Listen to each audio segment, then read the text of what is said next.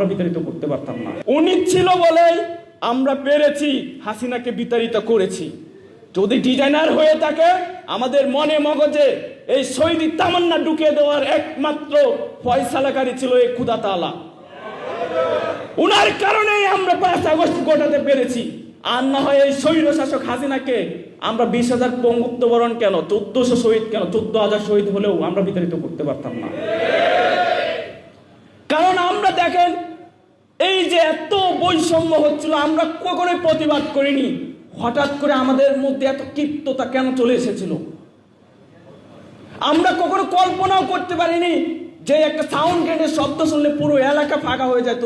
এই তো কিছুদিন আগেই বিএনপির 10 লক্ষ মানুষের সামনে 2টা সাউন্ড গ্রেনেড ফুটেছিল, 10 লক্ষ মানুষ উধাও হয়ে গেছিল।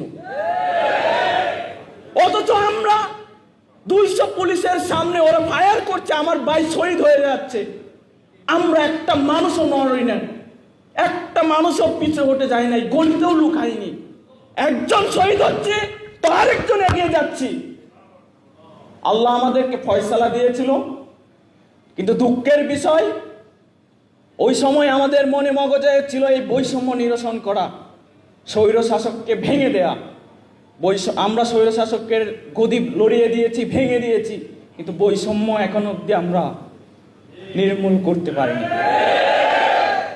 যারা ওয়াদা করে এই চেয়ারে বসেছে, ইউনূস থেকে বলেন এই বিএনপি সরকার, তারা আমাদের সেই যে ইচ্ছা আকাঙ্ক্ষা ছিল, গুলির সামনে যে আমরা জীবন বলিদান দিতে নিয়েছিলাম, তার ন্যূনতম এখন অব্দি পূরণ করতে পারেনি।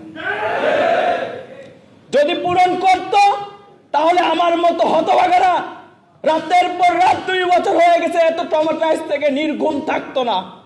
এই হাসিবুল হাসান জিসানের মতন এক চোখ হারানো ভাই, যার বাবা শিল্পপতির মতো অবস্থা, সে এক চোখ হারানোর পরও আজকে এখানে বলতো না ব্যথা নিয়ে এসে যে সালমান কিছুই তো পরিবর্তন হলো না, কি করলাম? তার তো আন্দোলনে যাওয়ার কোনো প্রয়োজন ছিল না। সে তো গিয়েছিল এই ফ্যাসিজমকে ভেঙে দেওয়ার জন্য, স্বৈরতন্ত্রকে ভেঙে দিয়ে বাংলাদেশকে আপন জনতার করে দেওয়ার জন্য। কিন্তু আপনারা সেই লুটে পুটে খাওয়ার জন্যই সেই একই কালচারকে আপনারা বেছে নিয়েছেন। শীঘ্রই আমাদের যে জুলাই সনদ ছিল সেটাকে বাস্তবায়ন করেন। 70% মানুষের যে গণরায়, সেই গণরায়কে বাস্তবায়ন করেন। অনতিবিলম্বে যদি এটা বাস্তবায়ন না হয়, তাহলে দেখবেন আল্লাহ ছাড় দেয়, ছেড়ে দেয় না। হাসিনাকে যেরকম তাড়িয়েছে, এই বাংলার জনগণ, রিক্সাওয়ালা থেকে শুরু করে প্রতিটা শ্রেণী পেশার মানুষ আবার একদিন না একদিন মাঠে নামবে, দেখে নেবেন।